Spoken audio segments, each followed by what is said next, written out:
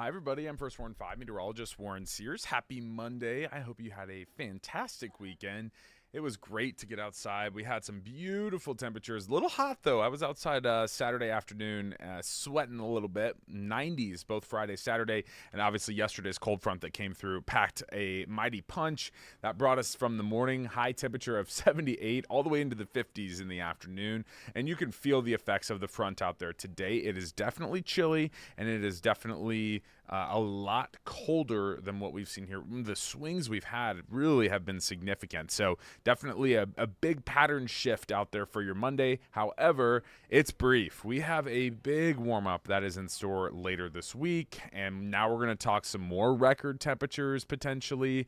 We also have some rain and thunderstorm opportunities as well. So all of that to talk about here over the next 10 minutes or so. Let's get to it. Now, the record-breaking two-day stretch that we had, I'm going to first start with that. Friday, we ended up hitting 90. That was the first time or the earliest 90-degree day on record in Kansas City. It also shattered a daily high temperature record, which was only 82 back in 1953. So we started the weekend with some record-breaking heat, and it continued Saturday. 93 degrees was the forecast, or was the actual observed high temperature on Saturday, and it was the second daily high record that we had in a row. 91 was the previous record from 1907, and that's the hottest temperature ever that we've recorded in the month of March here in Kansas City. So two very warm and very hot days that we had. Then even yesterday, we had 78 degrees as our observed high. That was actually right around midnight. And then obviously, as I mentioned, that front came through. This morning, we dropped to 28. It was a cold start to the morning. Thankfully, it wasn't overly windy, but I did see wind chills down to about 21 or 22 degrees. So definitely, another huge swing, and we have really felt the impacts. I don't know if you have, but I specifically have felt the impacts and just the aches and pains and all of the allergy flare-ups, and then it just seems like it's been super dramatic here recently. So that trend, that pattern is going to continue here this week as we have one cold day, and then by this time tomorrow, you will already notice humongous changes. 35 degrees. It's mostly cloudy. We did start the day with some sunshine, as I mentioned earlier, that the clouds were going to completely increase, and it looks like we're pretty locked in out there right now. 35 degrees, at least we're above freezing. We are expecting those actual air temperatures eventually to get to the low 50s, but the clouds moving in already now, probably slowing that warming. So 53 is your forecast.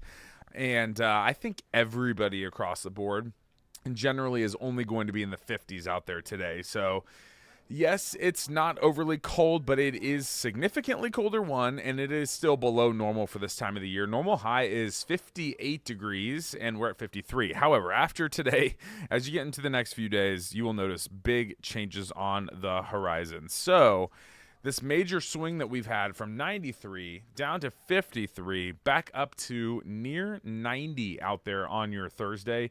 It is dramatic, and it is what we do around here this time of the year, but some of these swings truly have been significant. Now, with Thursday's high of 90, that is where we're looking at breaking another daily high record temperature.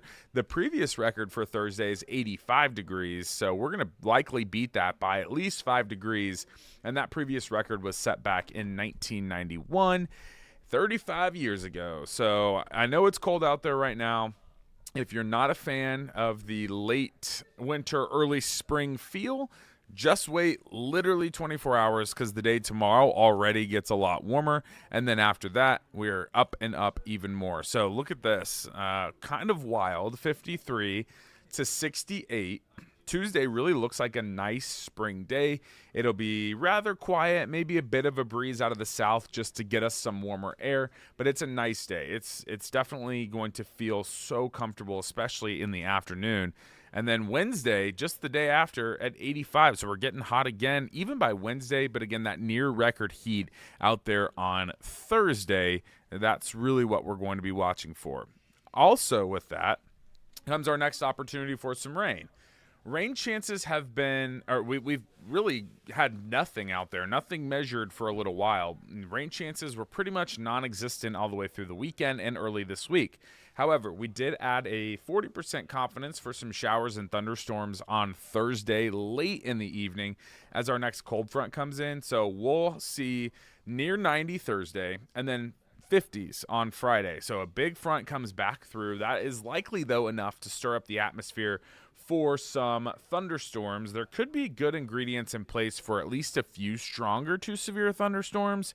And so we're watching that closely. The Storm Prediction Center did add a level 2 out of 5 risk here already for Thursday night, and that is going to be generally across central and eastern Missouri. It doesn't at this time include the Kansas City metro, but I don't want to discount it. I just want you guys to know that into the evening on Thursday, there could be a few stronger storms. It's going to be very scattered. It's not a super big widespread event.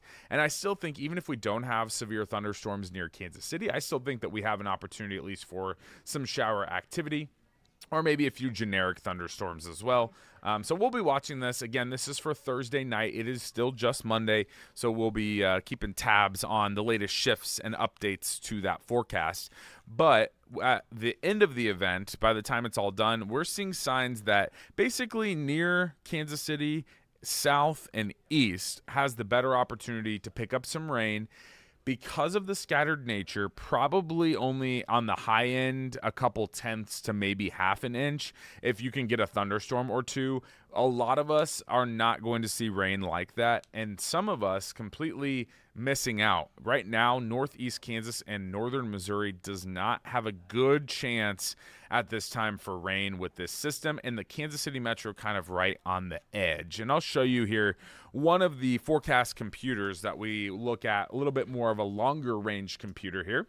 This is going to be for Thursday. During the day, it does look completely dry, but it's not until mid to late evening that we'll probably see that front start to come through, and that's going to stir up, again, the atmosphere a little bit. So this all could be some spotty showers or a few thunderstorms here. You can see that tail end still tries to get onto the Kansas side there. I'm not sure how much moisture we're going to have available with this system, so that's why I think it is looking so broken at this time. But generally, late in the day on Thursday, probably after 9 p.m. or so, and then in through the early morning on Friday, that looks to be our better chance to pick up some rain and thunderstorms with this front. Again, you can see here by 4 a.m. Friday, front probably drifting to the south, and that's sparking those showers down in that region. And then by the time you wake up Friday morning, I think a lot of this is gone, and Friday does look like a mainly dry day. So that would be generally for early in the morning out there on Friday, but really Thursday night. Let's just say Thursday night currently has the better chance for some rain and thunderstorms, and that's the only rain opportunity at this time that we have here in your 7-day forecast. So let's get these. I mean, look at these numbers. 53 Monday today, mostly cloudy skies. There's a small chance at a random sprinkle, but what I think is happening is our air is so dry, a lot of it is actually evaporating before it can make it to the ground. We'll go to the low 40s tonight into Tuesday morning. 68. Tomorrow's a really nice spring day. Cool, crisp in the morning, near 70 in the afternoon, upper 60s for a lot of us. Then we trend a little warmer on Wednesday. 51 turns to 85. Wednesday afternoon looks pretty hot. 62 to 90 on Thursday. Winds will be up a little bit on Thursday, and I think there will be a little bit more moisture present in the region. Again, I said that one of the limiting factors potentially for the storms Thursday night is going to be not a surplus of moisture. We'll have some. I just don't know if we're going to have that much moisture coming up from the Gulf, but we'll see. I think it'll be a bit more humid on Thursday, 62 to 90, and then look at this front, 55 on Friday. So we are all over the place here this week. But once that front clears Thursday night into Friday morning, I'm seeing signs of rebounding nicely and actually seeing some quiet weather for Saturday and Sunday. Currently looking at 60 on Saturday, 70 on Sunday. So it is Monday, but I know you're already thinking about that weekend. So generally, green light for both of those days at this time. The only opportunity for rain that we're watching is Thursday night into early Friday morning. So all over here, we do have we have 30s on there, 40s, 50s, 60s, 70s, 80s, and 90s all in the next 7 days between the highs and the lows. So get ready. Make sure you have all of your gear Still, don't put the winter stuff away just yet. I think that you will definitely have some colder mornings and some chillier afternoons, and then you'll need the shorts, sunnies, and sunglasses and T-shirts for some of the days as well. All right, that is the latest look at your forecast. I'm going to send it to a quick break, and Bill and Taylor will be right back in just a second.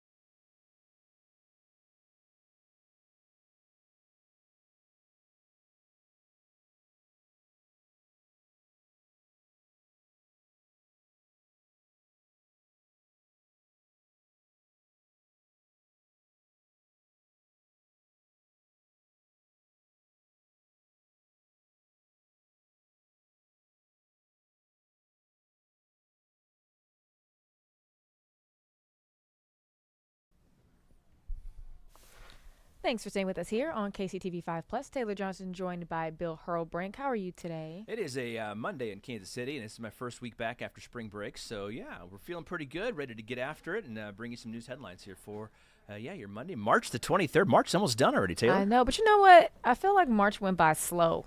Really? Compared to like February, January, and February. January took forever. February flew by. Yes, I think it was faster than February. I mean, slower than February for sure, but maybe faster than January. What is the shortest month of the year in February? True.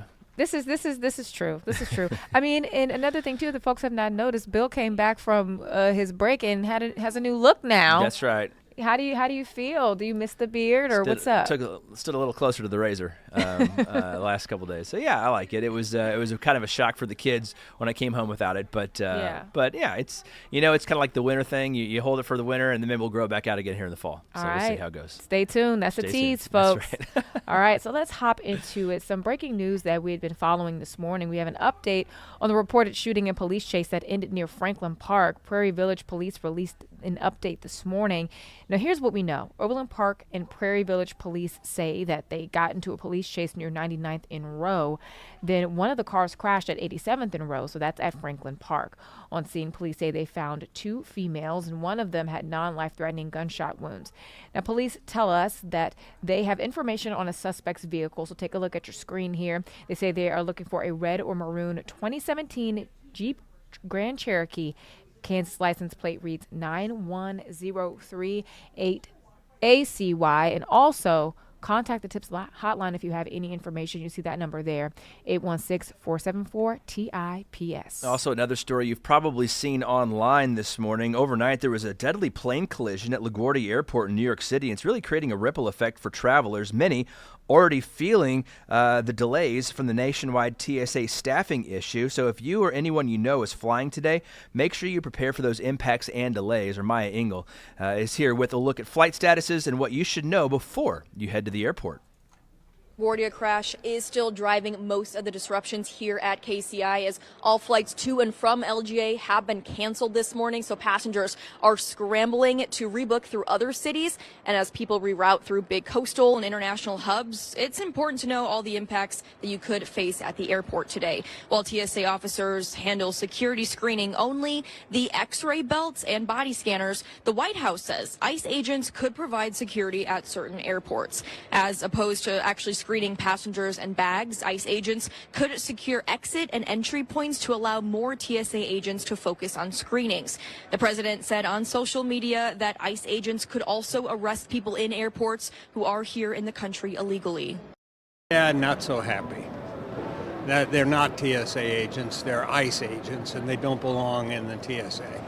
KCI doesn't actually have TSA agents. It contracts private screeners, so it doesn't appear that our airport will be a top priority for these ICE agents, but you could still see them more in bigger coastal hubs and international airports like JFK, LAX, and Hartsfield-Jackson in Atlanta. So if you do have a connecting flight or you are traveling internationally today, just make sure you give yourself plenty of time to get through all of those security checkpoints today. In Kansas City, Maya Engel, KCTV5 News.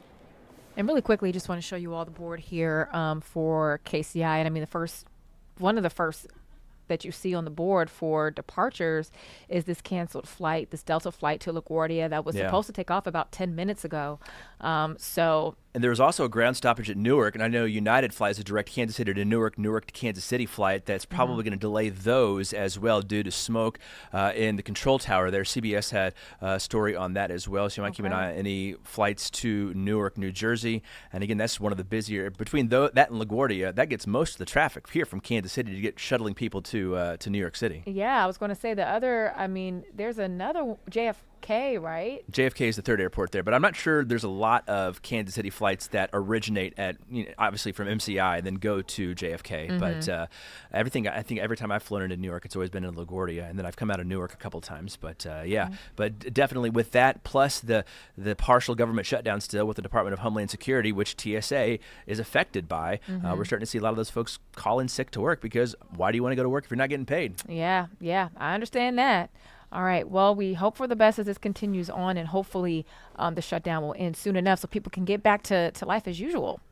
All right, so union workers, they tell KCTV5 they are fed up with not getting the pay they want to work on some of Kansas City's biggest multi-million-dollar projects. But a vote by Port KC could mean that changes today. Port KC commissioners are taking up a prevailing wage policy after months of pressure and weeks of protests outside their doors. KCTV5's Gabby Luma breaks down for us what commissioners are considering today. Port KC backs some of the largest projects in the Kansas City area. Now, this policy would require all of those workers to be paid state minimum wages, and they need those contractors to prove they're doing so. Under the new policy, contractors on larger port-backed projects would have to pay state minimum wage rates and submit those payroll records so Port can make sure workers are paid correctly.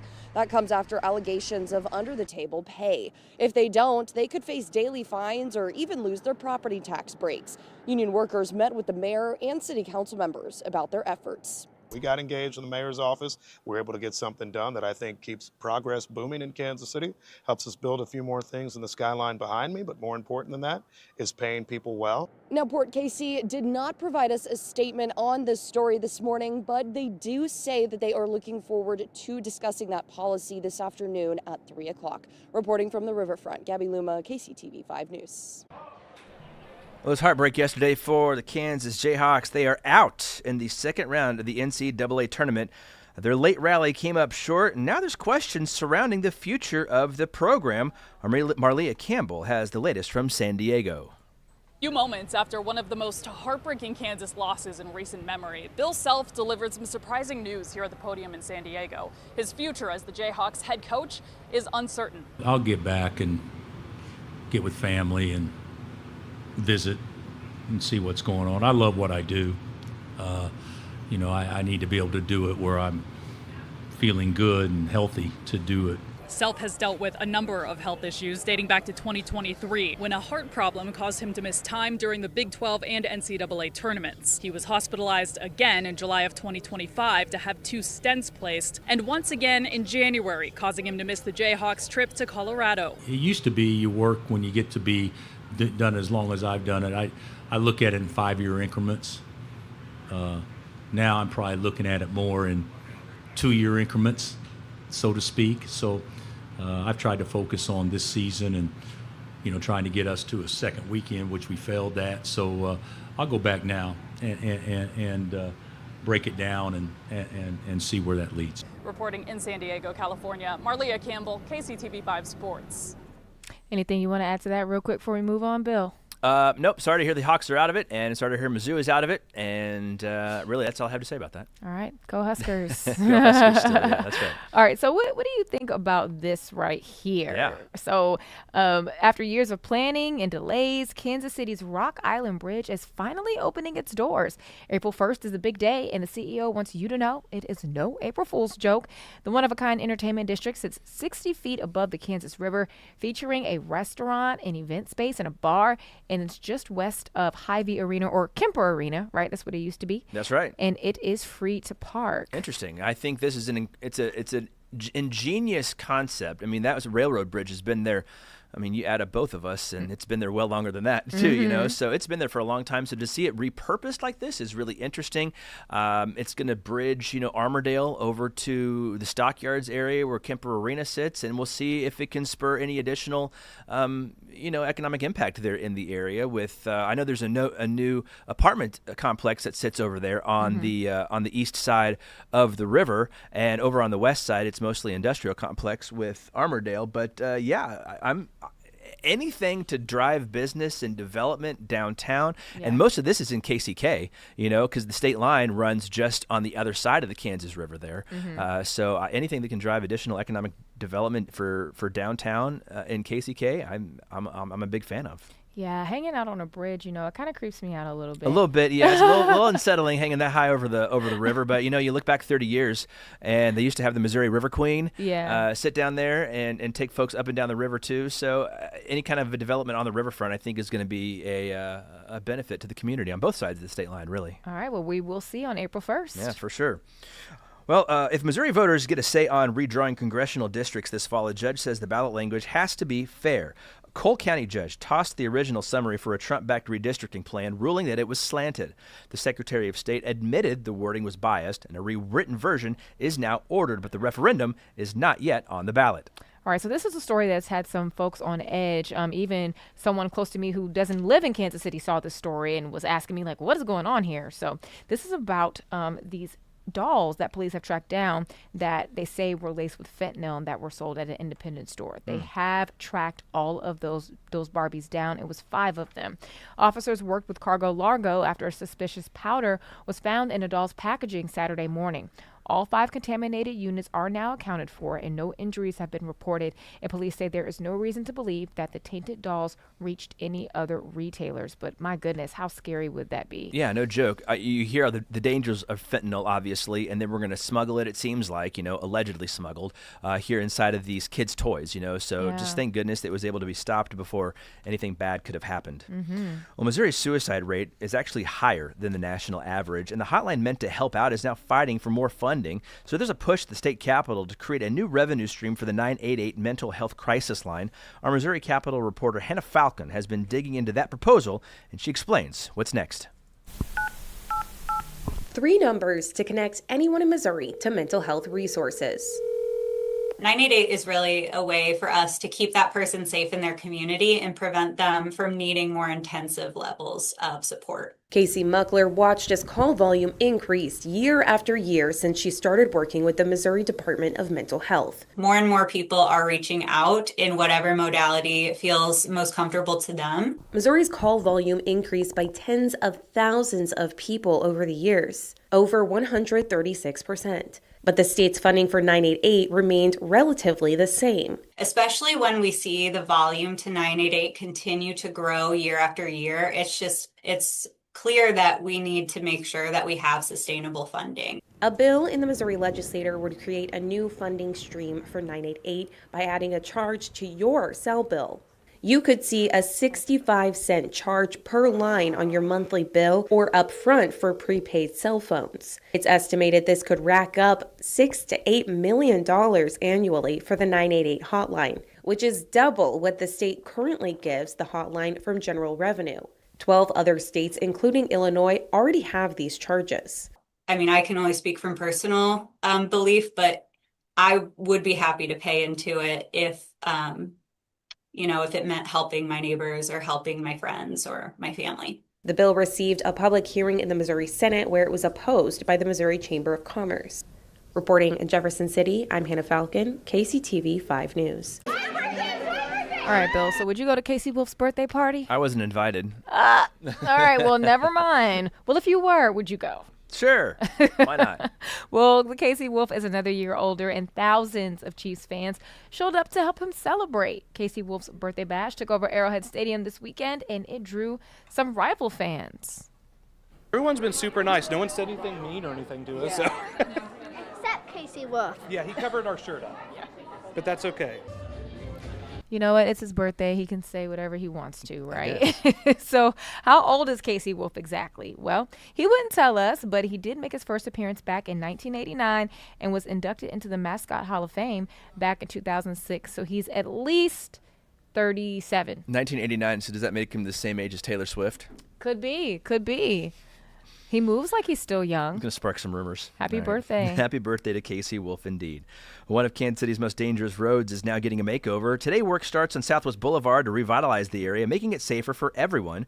Crews are shrinking 4 lanes to 2 from Grand to Broadway. They're adding a center turn lane, making room for bikes and pedestrians. The city wants this finished before World Cup fans arrive. All right. Well, this is not what we want. This is what we want. Yeah. So we are 1 week away from the start of the Royals season. Let's see. Actually, less than a week. This is Friday. Yeah, Friday is the season opener, and then Monday next week is the home opener.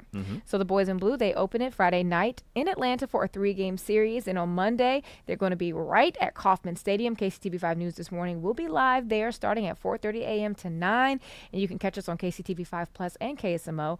We're also proud to be the over-the-air partner for another season of Royals baseball. You can catch all 10 games right here, and to see the full schedule, go to kctv5.com/Royals. And real quick, in our scripts about this morning, it was saying like, oh, we have all 10 games, no subscription needed. And I feel like it's so sad that we have to say that nowadays. Yeah. I mean, back in the day, it was like you could watch every away game, you know, on local TV. And, you know, it's not the same anymore, but that's okay. You know, we're trying to get back to a place where we can be, and still we're proud to be the over-the-air partner with our local baseball team, and to bring local sports to TV is something I think KCTV5 and KSMO and Gray Media, for that matter, is really trying to do well, because on our air you can see the Mavericks play, you can see the Monarchs play, and you can see, you know, 10 Royals games on both KCTV5 and KSMO. So local sports on local TV is a big pride or big thing for us here at KCTV5. It's something we hope to do more of in the future. Yes, more of that indeed, and more world records for this little pup. Yeah, this is a Kansas City dog, officially a world record holder. Can you believe it? Do you have any world records?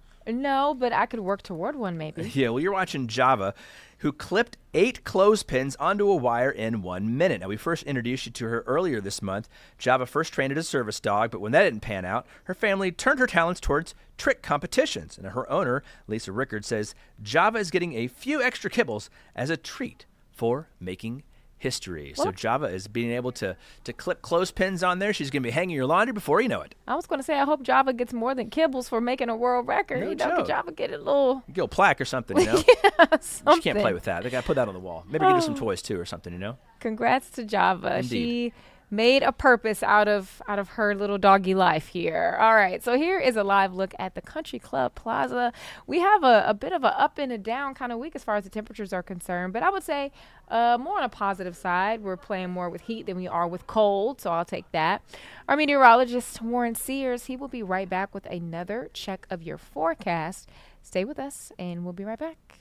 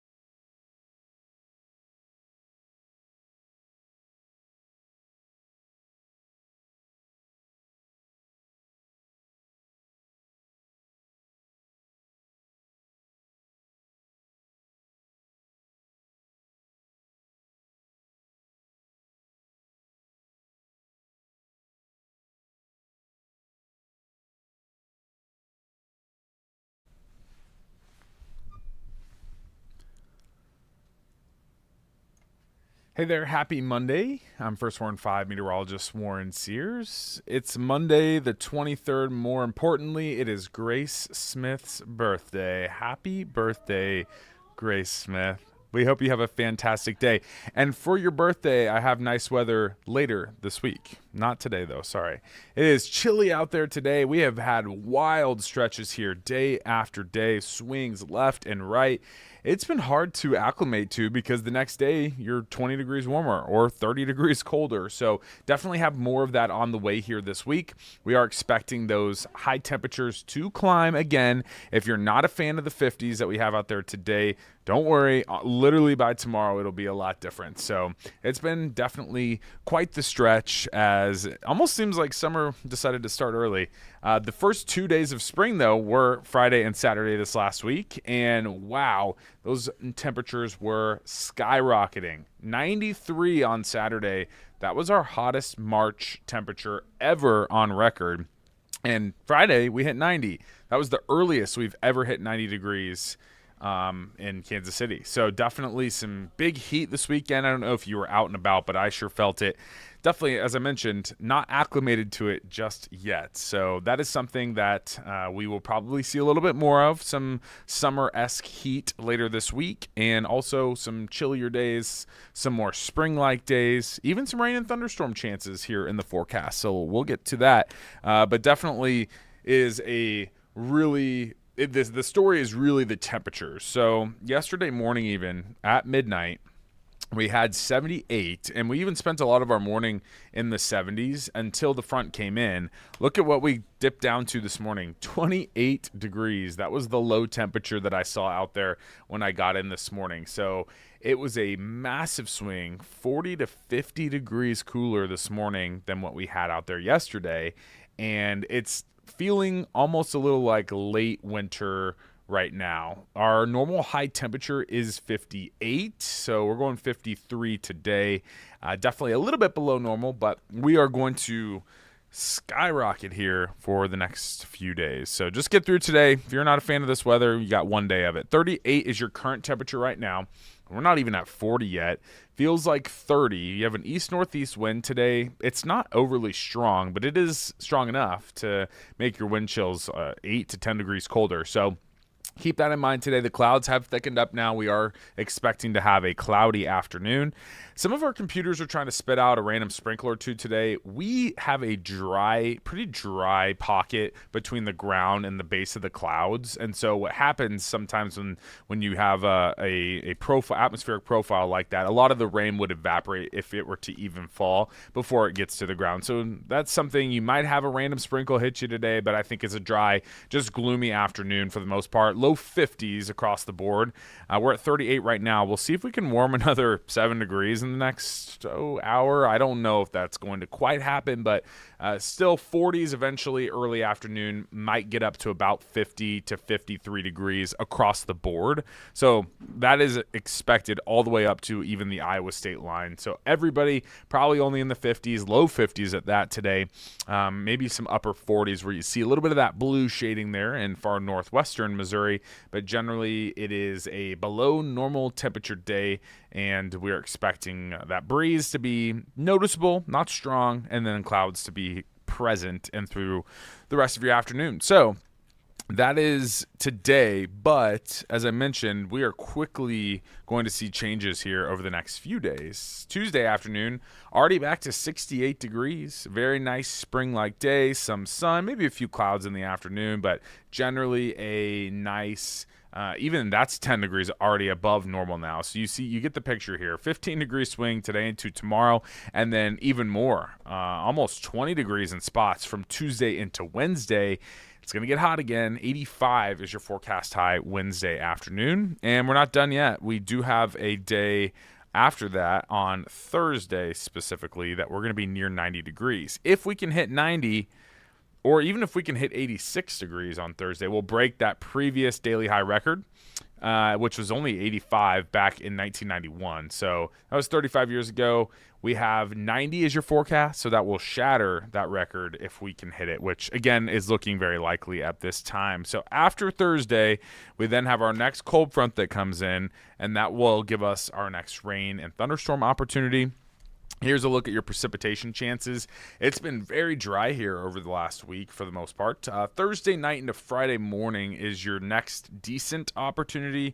just about a 40% confidence at this time. So while the front comes in, it will be a pretty strong front. I don't know how much moisture we're going to have here to play with for rain and thunderstorm development, but I'm seeing signs that the pockets of showers and maybe a few generic thunderstorms right now is confined, and the data suggests more I-35 and east for any decent opportunity there, especially east of Kansas City and south of Kansas City. That looks to be our better chances to pick up at least a couple tenths of an inch out of this next system.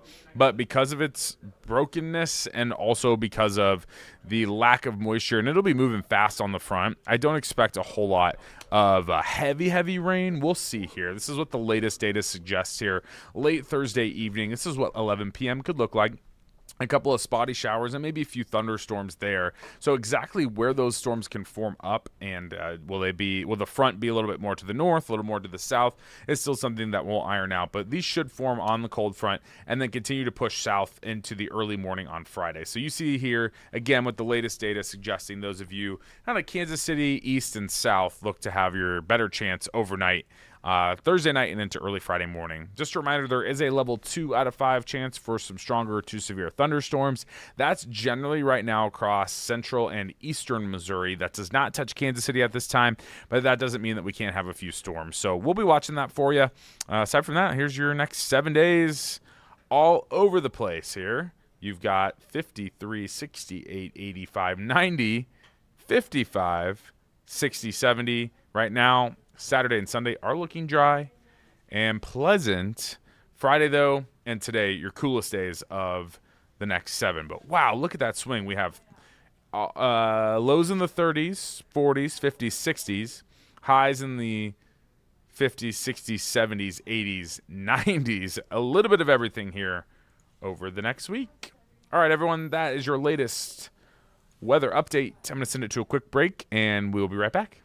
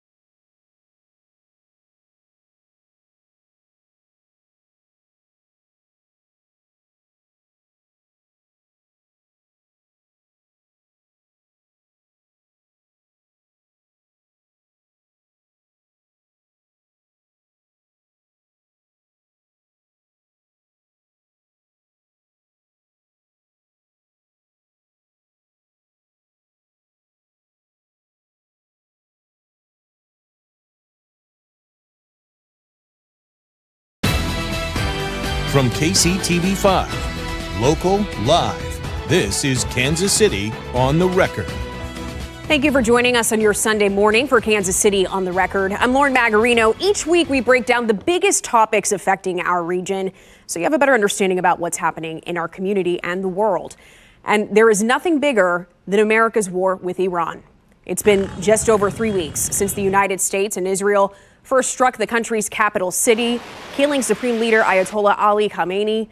Since then, Iran appointed his son to the role, and after many members of his own family were killed in strikes, he's vowed to fight back. It's caused ripple effects around the world, from fluctuating oil prices to strained relations with allies. With ties here locally, B-2 bombers housed at Whiteman Air Force Base in Missouri used in the initial strikes. So we're going to break it down and discuss what this all means for us. Today, we are joined by Dr. Jack McLennan from Park University. He specializes in international relations and security studies with expertise in war and warfare, as well as KCMO Talk Radio's Pete Mundo. He's following and discussing these developments and how they're affecting us here at home. Thank you both for joining us here this morning. I want to start with why exactly this is happening. The president's bottom line is this is about safety, as he said. He has talked about Iran being an imminent nuclear threat. There's also the Office of the Director of National Intelligence. It issues a report every year. As of 2025, it listed that Iran was not building nuclear weapons. And so there's this contradiction. I want to start with you, Jack. How is this war making us safer? I think the answer to that question really comes down to what it is we think we're trying to accomplish. The end point for the conflict has really moved over the first few weeks of the war. It hasn't always been completely clear what the United States and what Israel are looking for the end state in the conflict. Without understanding what the end goal is, the question has to come back to why we decided to act now when there wasn't any sort of clear evidence of Iran moving in any direction that would align to those particular concerns. As you said, the intelligence reporting really said that Iran wasn't aggressively progressing in its nuclear program, and it hadn't made a decision to begin developing ballistic missiles, which is something that President Trump had mentioned early on in the conflict. As whether or not the conflict is making us safer, I think the real risk right now is the conflict could spill over and destabilize the region and create an environment that's actually far less safe. And I want to turn to you regarding just this mixed messaging, and there's questions around the intelligence, which, none of us would know exactly what it was that the White House is saying that he got, leading to this decision. When you think about folks who are hearing about this conflict, does the why even matter to them based on the conversations that you've been having locally here, or just it's happening? Well, the why, like everything else right now, seems like it's basically which side of the aisle are you on? If you voted for the president, you're much more likely to support this war than if you did not.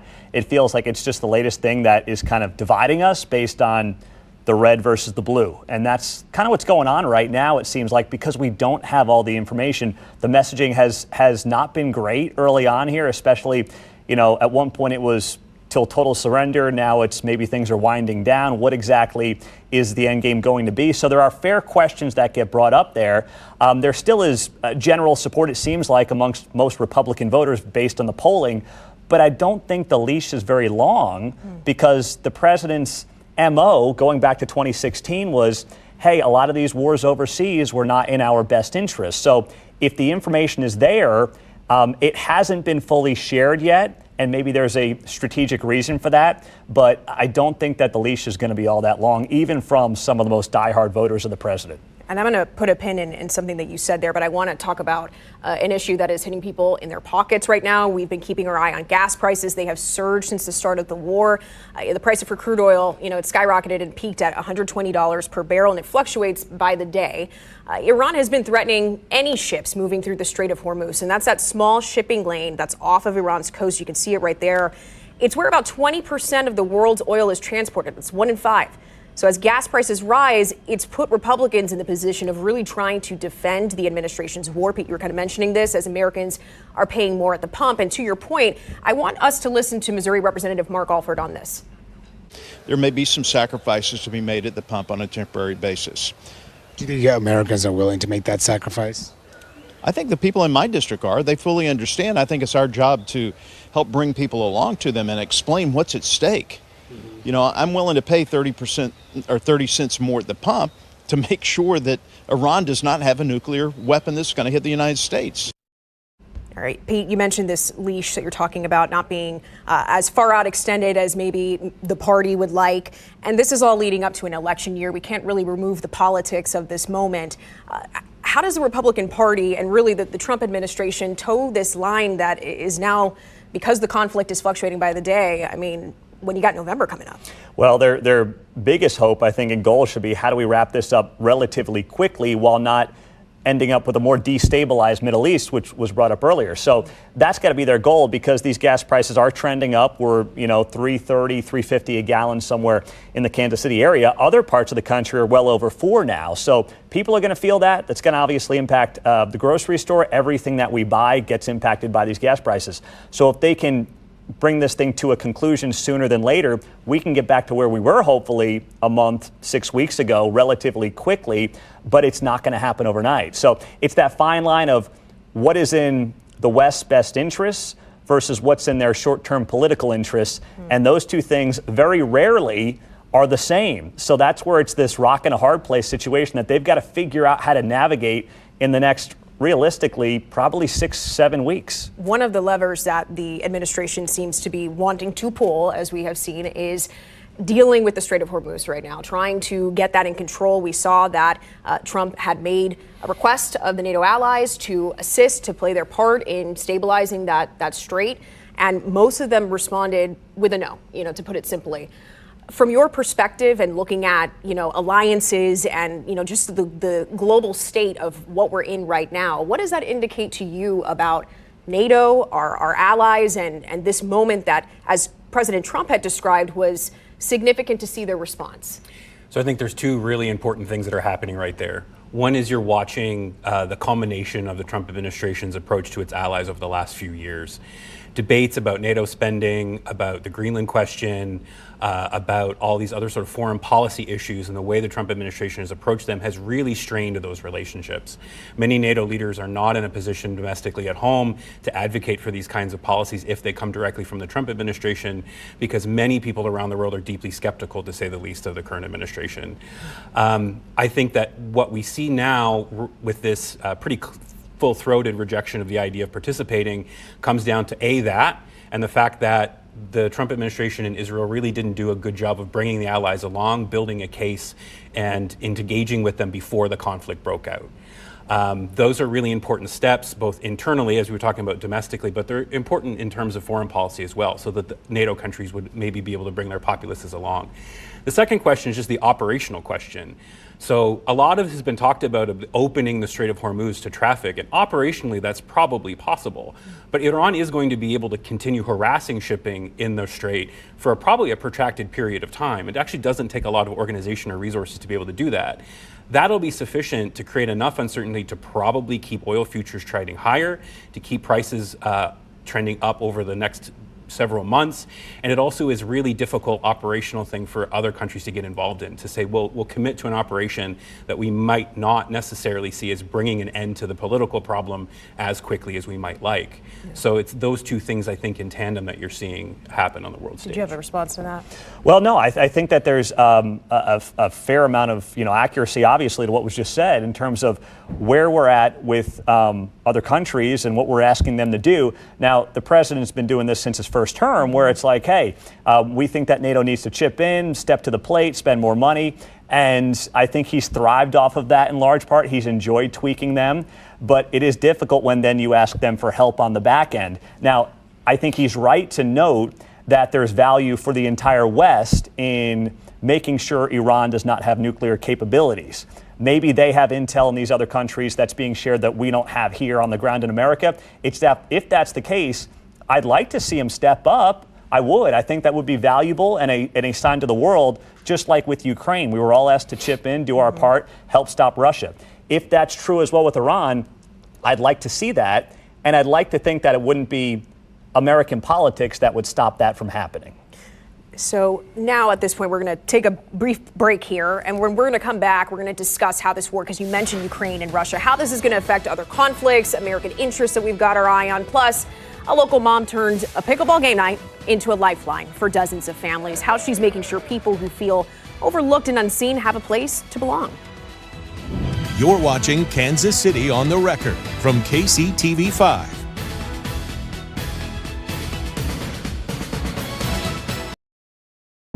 Welcome back to Kansas City on the Record from KCTV5.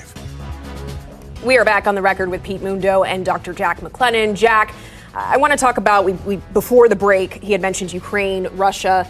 With this conflict right now in Iran, there's a lot of talks about proxies and, reducing the capabilities, being able to stabilize the region, as we had talked about earlier. But what does this mean for potentially the Ukraine-Russia war? The biggest part is that the Trump administration has decided to remove sanctions on Russian oil, which will inject the Kremlin with a huge amount of capital that they were missing over the last few years. They have been able to trade oil, but they've been trading it in rubles at a steep discount to places like China and India. They'll be able to share that on the open market again. That will allow the Russian economy, which was overheating and looked a little unstable, to probably stabilize a little bit. Also, Russia has been giving some resources to Iran, some intelligence assets, some real-time tracking, and apparently giving them different kinds of drones that, ironically, the technology that they'd taken from Iran in order to fight the war in Ukraine, they're now giving back and creating an industrial base at the same time that the United States is trying to destroy it in Iran. That dynamic is probably the most important thing that's happening right now on that front. And just a quick follow-up to that, the reason why the Trump administration has, eased some of those sanctions is to try to keep the price of oil at bay, for Americans at home and globally. What is your confidence that will get the job done in helping those prices? Is it a fair trade-off? I think actually right now the instability in the Strait and how long that lasts, which will probably last longer than the operational question of when they can reopen it to shipping, is what will drive up prices. It's that instability that's going to continue to drive up oil futures for the foreseeable future. You're not going to see probably enough production come out of Russia to completely offset the rise, in the same sense that you didn't see the sort of massive opening up of strategic oil reserves around the world move the gas price that much. It's the instability that's driving the price. So to that point, and I ask this because, again, for folks, it's affordability. It's seeing that difference between a $30, $40 bill at the pump to $50, $60. We don't have a crystal ball, so I'm saying that, prefacing that with what I'm about to ask you. But looking ahead with what we have seen thus far, and you follow this administration closely, you discuss it every day and on this conflict, how does this pan out? Well, to your point, I don't have the crystal ball, but I think here's the thing. I think deep down, Republicans know they're going to lose the House, regardless of what happens and what was happening leading up to this Operation Epic Fury. So now it's really about holding the Senate. They've already released, 170 million barrels of oil from the strategic reserve. They can't release a lot more because it was already depleted from 2022 to 2023. So there's not a lot of room to work with on releasing more of that strategic oil reserve. So they've got to really figure out how to stabilize the situation. It's going to be tough going into the summer months when naturally those gas prices go up. But they just don't have a lot of room to work with. There's two things I think hurting them here on that front. One is the fact that people are feeling inflation from the last 5 years. They're already still very tight. Wages have not kept up. And there was not a direct attack on us. So it's not like after 9/11 where it was like, let's go get those guys, which puts them in a tough spot. How do you do your foreign policy? Do you try to stay proactive or do you stay reactive? There's no perfect way to do it because no one has a crystal ball on any of this, but that's the push and pull they're working through right now. Dr. Jack McLennan, Pete Mundo, thank you both for your insight and your expertise. We certainly appreciate it. And when we come back, we have a story which shows off the best of our community, from red carpets to late night game nights. Meet the local mom, changing lives one family at a time. You're watching Kansas City on the Record from KCTV5.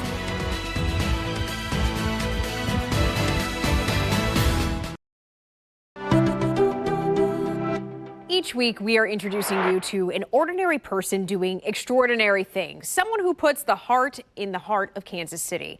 Now, this week, KCTV5's Betsy Webster shares the story of Kelsey Leedy, who has created a place of belonging for people who don't always feel like they fit in. Good job. Here we go.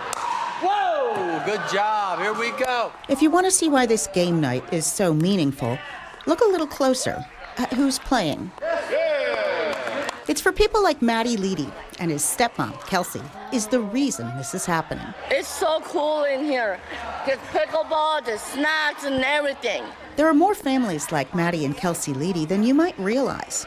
He's taught me how to be a better person, just how joyous he is. And she first brought Matty to Abundant Life for their special needs Sunday school, a place the pastor created for people often overlooked. We want to make sure that everyone not only feels seen, but everyone sees the value intrinsically of every human being. When he wanted to expand that ministry, Kelsey took the charge. Having Maddie in my home, I know the everyday struggles of being a family with special needs, but I also know the joy of it. And so I wanted to bring hope to families. Pastor Phil Hopper says her impact is immeasurable. Like Kelsey has affected the DNA of our body. It's not just what she does, it's what she is. The biggest event so far was hosting the Tim Tebow Foundation's Night to Shine, a prom of sorts where special needs VIPs strutted the red carpet. The simple joy and the innocence that was in the room, that just, it made us all a little more innocent in that moment. It was infectious for us too. A moment where blessings offered became blessings received. Thanks to Kelsey's outreach and dedication, Abundant Life Special Needs Ministry now serves about 170 families like these. She said they have about 50 on any given week. In Lee Summit, Betsy Webster, KCTV5 News. Absolutely love it. Send us your stories of people making an impact in your community. Email your ideas to heart@kctv5.com. When we come back, we take an inside look at the museum dedicated to President Dwight Eisenhower in his hometown of Abilene, Kansas.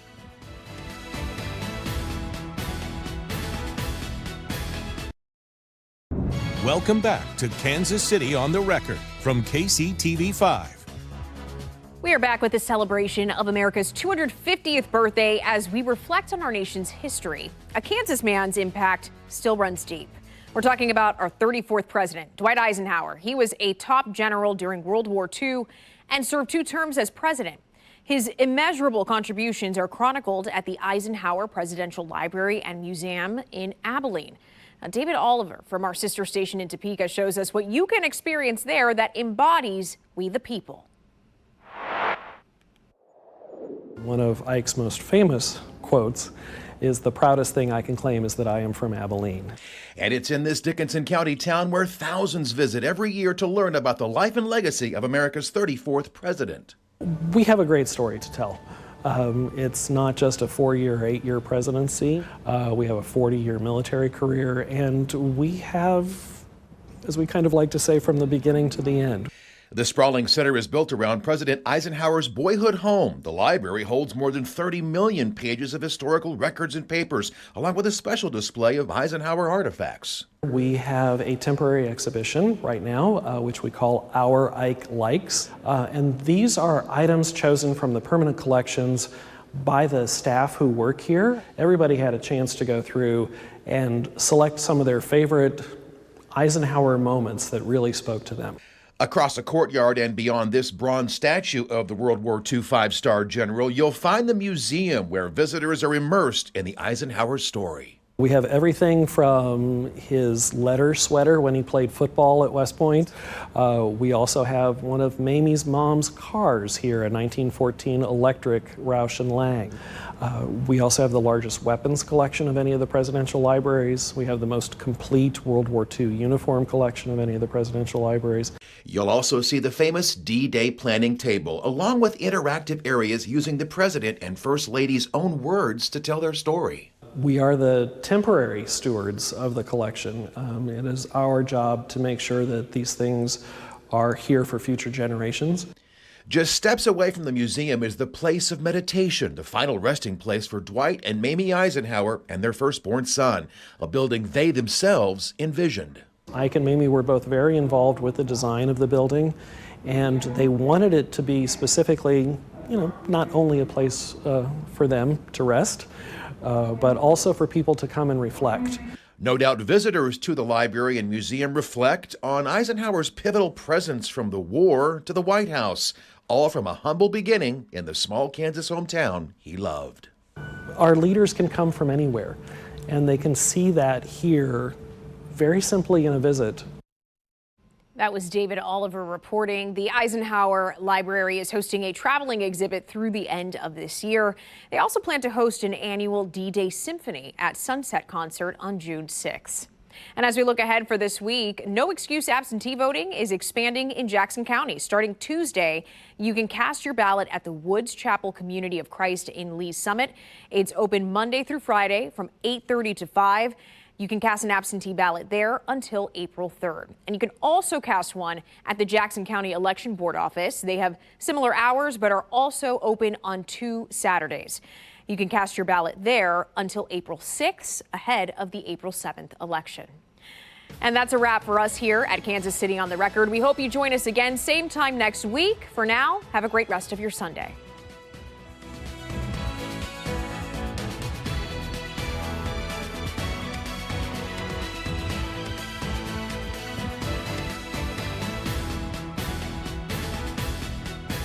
Thanks for watching Local Live KCTV5.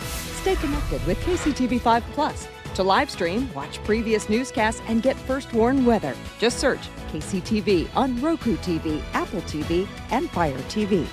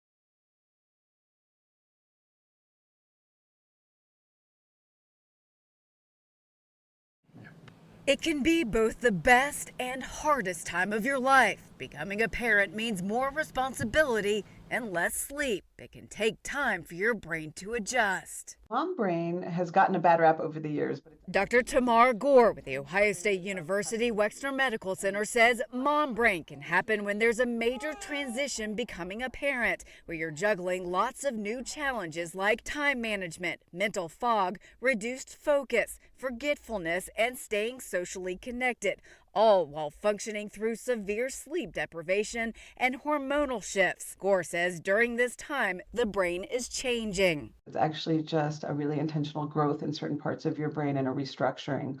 And so just like when your house gets renovated, you have to put up with some dust and bother, but it's for long-term good.